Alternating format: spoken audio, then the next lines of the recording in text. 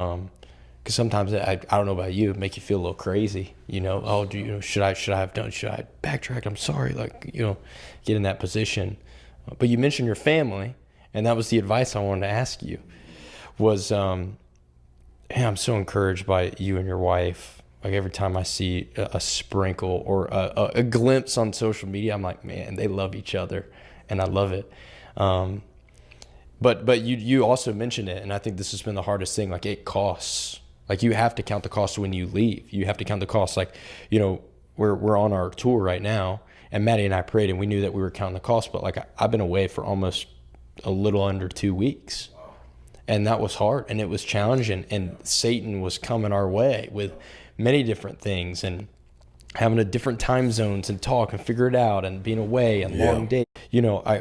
I think that how do you guys count the cost in marriage? Like, how do you guys do ministry and marriage? How do you make time for your family and at the same time walk out what God's called you to do?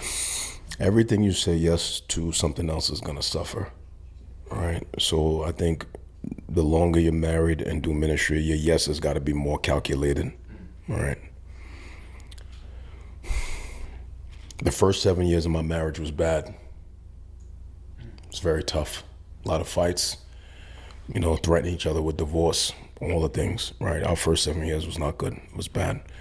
I would take the blame for most of it. 95% of it, I was very selfish, immature.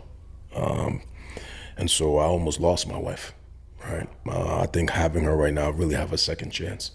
She being with me, I feel like is a second chance. My ministry is a second chance.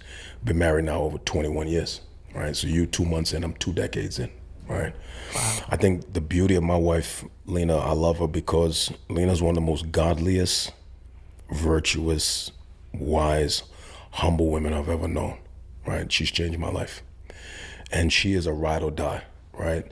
She understands the bigger picture, and she understands where our rewards are going to be. Right.